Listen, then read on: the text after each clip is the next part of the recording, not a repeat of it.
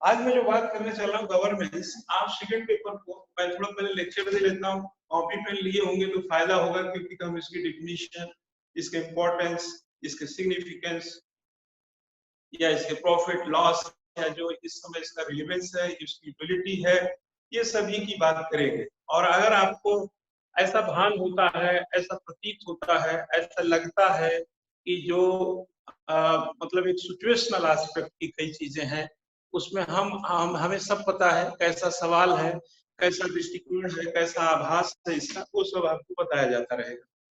और मैं आपको बताऊं, उत्तर प्रदेश पीसीएस की मुख्य परीक्षा में आप जाके देखेंगे, एक मुख्य परीक्षा तो टल गई जो 20 अप्रैल को होने वाली थी, नहीं तो इसमें भी आप देख लेते। हालांकि संभावना बिल्कुल इसकी ना के बराबर थी, इसलिए टाली गई। अभी भी लॉकडाउन है, तो लॉकडाउन में कहाँ से क्या होता। जो पिछला एग्जाम हुआ था 2018 का जो मुख्य परीक्षा हुआ, उसमें जाके देखेंगे तो जो मैं आज टॉपिक गवर्नेंस आपको पढ़ा रहा हूँ, उसका बहुत ही सरल, मैं जब इलाहाबाद में क्लास लिया तो उसमें जो मैं ई गवर्नेंस का 2 पेज लिखा है, उसी का पहला सवाल था।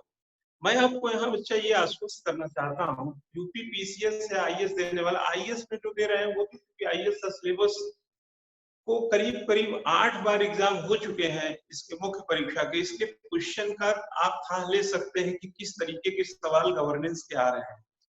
लेकिन यही बात उत्तर प्रदेश पीसीएस में अगर बात किया जाए तो, या उत्तराखंड पीसीएस की बात करें, जहां पर अभी मैं जब बात करूंगा गवर्नेंस तो बोल रहा हूँ, गवर्नेंस एक ऐसी फिनोमेना है, जब आप टॉपिक नहीं था तब भी आप पढ़ते थे, लेकिन कभी आपको आइडिया नहीं आया कि इस तरीके से कोई विषय डाल करके अलग से एक आयाम विकसित किया जा सकता है। जैसे सोशल जस्टिस है, क्या आप SC/ST एक्ट या ओबीसी के बारे में, वुमेन्स महिला सशक्तिकरण के बारे में, ये सब पढ़ते ही थे ना। लेकिन एक सोशल जस्टिस का जब एक पोर्शन दे दिया, इंडियन पॉलिटी के नीचे सोशल जस्टिस के नीचे गवर्नेंस, उसके नीचे इंटरनेशनल रिलेशंस, यही 4 मुद्दे हैं सेकंड पेपर का, जिसका गवर्नेंस पार्ट मैं ले रहा हूँ। अभी इंडियन पॉलिटी जस्टिस के बाद होगा, उसके बाद फर्स्ट पेपर का हिस्ट्री होगा। ये 3 घंटे की क्लासेस रहेंगी, आप लोग थोड़ा जम के बैठिएगा, पानी पी नाश्ता किए होंगे। तो मैं यहाँ पर ये कहना चाह रहा हूँ, जो सिचुएशनल इसके एस्पेक्ट है, अभी उत्तर प्रदेश पीसीएस में देखेंगे एक सिचुएशन आपको मिलता है जो 1 साल का पेपर है, जहां पे प्रश्न आया है ई गवर्नेंस। देखिए, पहले मैं बता देना चाहूंगा कि मैं आपको टॉपिक में जाएंगे तो 2 बिंदु मिलते हैं, सिलेबस के 2 बिंदु शासन के मिलते हैं। गवर्नेंस का मतलब शासन और गवर्नमेंट का मतलब सरकार, ठीक। तो गवर्नेंस के 2 बिंदु मिलते हैं। पहला बिंदु साफ लिखा है शासन, अगर हिंदी वाले हैं शासन, अगर अंग्रेजी वाले तो गवर्नेंस, और उसमें लिखा है पारदर्शिता, उत्तरदायित्व। पारदर्शिता इट मींस ट्रांसपेरेंसी, उत्तरदायित्व इट मींस रेस्पॉन्सिबिलिटी। मैं आपको एडमिनिस्ट्रेटिव एस्पेक्ट, देखिए ये सिलेबस बहुत छोटा हो गया, गवर्नेंस ये लिख दिया, फिर उसके बाद जाएंगे उसी के बगल में उसी लाइन में ई गवर्नेंस लिखा है, और ई गवर्नेंस के बाद जो चीजें लिखी हैं, चाहे वो आइडियोलॉजी की बात कही गई हो, चाहे डायमेंशन की बात कही गई हो, चाहे उसकी दक्षता की बात या क्षमता की बात या विकास की बात, या वहां पर भी पारदर्शिता उत्तरदायित्व की बात कही गई है, यही पर जाकर के आपका सिलेबस पहला बिंदु समाप्त हो जाएगा। सिलेबस देखिए, दूसरा बिंदु जो है लोक सेवा की भूमिका, role of civil services in democracy, यही गवर्नेंस का सिलेबस। ठीक इसके बाद अगर कोई बिंदु देखेंगे तो इंटरनेशनल रिलेशन के टॉपिक, लेकिन क्योंकि ये बड़ा सपाट सा, बड़ा हल्का सा 2 बिंदु बता दिया, लेकिन इसका एक तनाव है। तनाव ये है कि इंडियन पॉलिटी के चाहे जो जानकार हैं या विद्यार्थी हैं, और खास तौर से विद्यार्थियों में यह डिलेमा है, ये कंफ्यूजन कि राष्ट्रपति को, प्रधानमंत्री को, मुख्यमंत्री को, गवर्नर को या जिलाधिकारी को या पंचायत को गवर्नेंस समझ बैठे। अरे भाई, आप अगर जाएंगे तो आर्टिकल 52 कहता है भारत में एक राष्ट्रपति होगा, और वह 74 में जो कहता है कि मंत्रिपरिषद की सिफारिश पे काम करे। आप इंडियन पॉलिटी में जो इंस्टीट्यूशंस पढ़ते हैं, legislative, executive and judicial institutions, राष्ट्रपति है, प्रधानमंत्री है, मंत्रिपरिषद है, चीफ जस्टिस ऑफ इंडिया है, ये सब इंस्टीट्यूशंस को देखते हैं, चलते हैं, और ये लेजिस्लेचर है हमारा व्यवस्था। अगर मैं आपसे ये पूछूं कि देश में किसका शासन है, तो आप फट से बताएंगे मोदी जी का शासन। लेकिन मैं पूछूं कि देश में किसका शासन है, कुछ स्टूडेंट पहुंच जाएंगे कि जनता का शासन। लेकिन फिर मैं पूछूं कि जब जनता का शासन है तो जनता कहां है? आप घर में हैं, शासन चल रहा है, जनता कहां है? तो आप बोलेंगे जनता लोकसभा में है। आप ही तो पटल लगा के भेजे हैं, तो आपका रिप्रेजेंटेटिव आपको रिप्रेजेंट कर रहा है, पूरे देश को रिप्रेजेंट कर रहा है। और जो जब जनता का शासन है, ध्यान दीजिएगा बात को, आपको मैं पढ़ा रहा हूं, अब ये बातचीत के दौरान ही शासन चल पड़ा है। शासन कहां है? जब देश में लोकतंत्र है और लोगों का शासन है, तो कहां है आपका शासन? आपका शासन है लोकसभा में। गौर करिएगा कि राज्यसभा और लोकसभा में सरकार लोकसभा के प्रति उत्तरदायी है।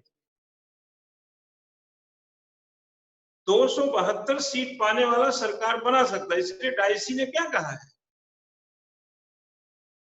बहुतायत के लोग सिर्फ शासन करते हैं। लोकतंत्र में क्या करते हैं, बहुतायत लोग शासन करते हैं, बहुतायत मेजॉरिटी के लोग शासन करते हैं, सभी शासन नहीं कर रहे हैं। बहुतायत बोलता है, थोड़ा सा कंट्राडिक्टरी, डाइसी का वो लॉ, रूल ऑफ लॉ पढ़े होंगे, डेमोक्रेसी में भी थोड़ा बोलता है। कैसे? जैसे मौजूदा सत्ता पूरी सीट थोड़ी जीती है, कहीं तो हारी भी है। जहां हारी है वहां उसका शासन के लिए अनुमति नहीं थी।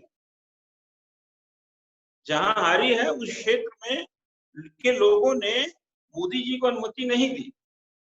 लेकिन चूंकि बहुतायत जिसकी 272 प्लस है वो शासन करेगा, तो रूल तो नहीं होंगे ना कि हारे वाले की जगह कोई और रूल करेगा, जीते की जगह कोई और रूल करेगा। आपका रूल कहाँ होगा? रूल कहां से होगा? पार्लियामेंट से।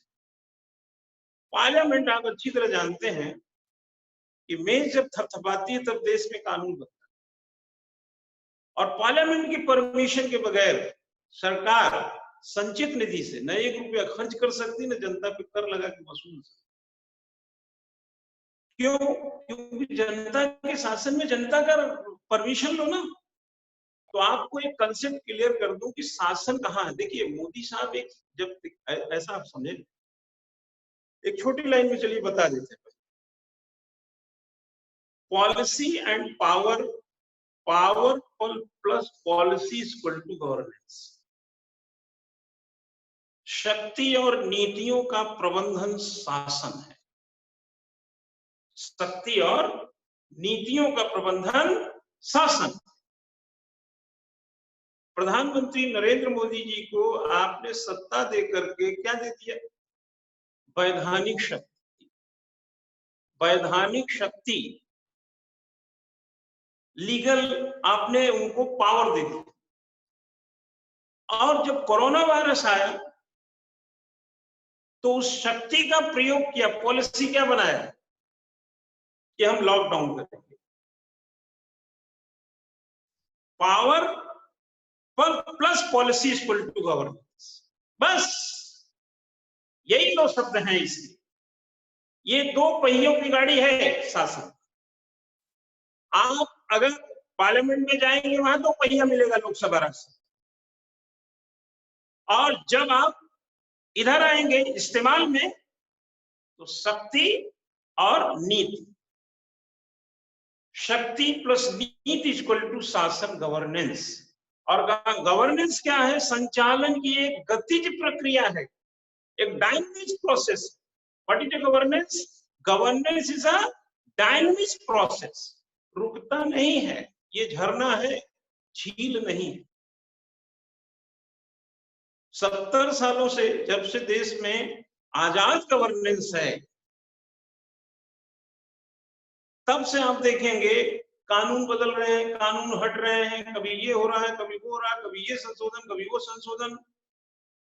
लेकिन गवर्नेंस का दूसरा प्रारूप जो इजी गोइंग है, क्योंकि जनता का शासन है ना, आप बात को समझ गए होंगे कि चूंकि शासन तो जब जनता का है भाई, तो आफ्टर ऑल जनता दिखनी चाहिए। तो जनता क्या करती है,